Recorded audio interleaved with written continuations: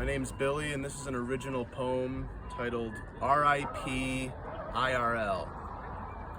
An acquaintance committed suicide.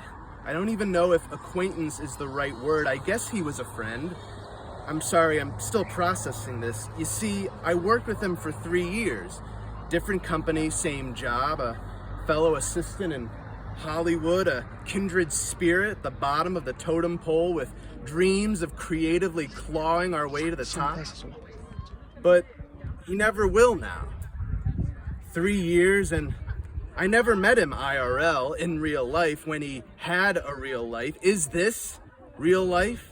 Part of the reason why was simply due to the opportunity never arising and general disinterest at first, but then COVID was the final nail on the coffin.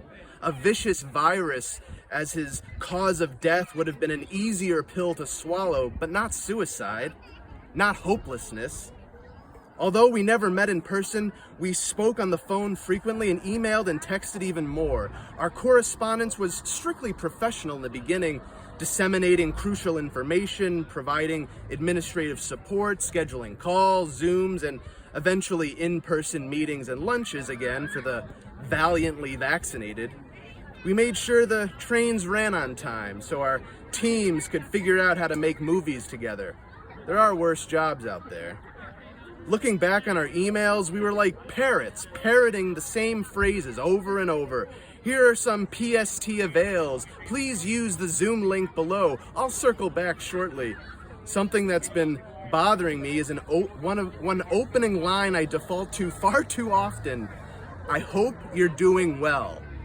I hope you're doing well. I rarely asked him how he was doing. I just casually and carelessly hoped he was doing well. In my defense, I felt like I didn't need to ask.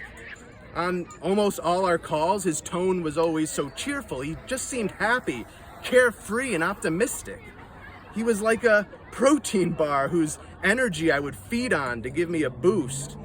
When I got to the point where I felt comfortable making jokes around him, he would laugh so loudly, so infectiously, so wholeheartedly. I sometimes had to move my phone away from my ear due to his high chuckle decibel level. Then he knew it was safe to try and make me laugh too, and he did. Another saying I'm using a lot these days, it's never a dull moment. Sometimes I sarcastically say when asked how it's going, but with all sincerity, during the last 3 years, communicating with him, no matter what platform it was on or how brief the interaction, it truly was never a dull moment. He consistently reminded me to take a breather during the never-ending grind while he was quietly grinding his teeth from his own stress and anxiety. I don't know why he did it. Our occupational obligations coupled with our senses of humor usually kept us mostly in the shallow end of the conversation pool with only the occasional dip in the deep end. I did know, however, that as the pandemic raged on, the normally social butterfly did admit that he felt like his wings were being clipped. During our final phone chats, I could start to subtly hear despair cloaked in his comedic consonants and visages of vowels. His syllables were more somber, his energy level depleted, an expired protein bar.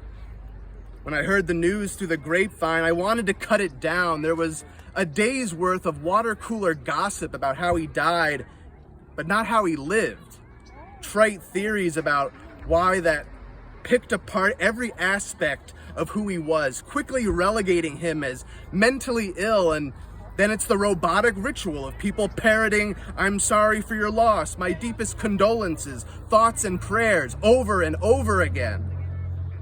He wasn't mentioned at the office the next day, or the day after, or the day after that. It was business as usual, as if nothing happened, as if he never existed. I like to think I'd never take my own life, but God forbid I die suddenly. Would my legacy be as easily erased? Would all the sympathy get consumed in this dog-eat-dog business? Would anyone really care when everyone just mindlessly is hoping we're all doing well without asking the fucking question, how are you doing? No, really, how are you holding up during this difficult time? What makes life worth living? Please think hard on this before doing something you can't undo. I'm sorry I wasn't there for you before, but I'm here for you now. Tell me it's not too late, please. At least now there's no more pretending, no more pain. And it turns out you're not as forgotten as I thought you would be. Reading the online outpouring of personal tributes and loving testimonials about your character brings a smile to my face, like you brought to me. And to everyone, your light touched. Rest in peace, my friend, Michael Austin Moore. Thank you.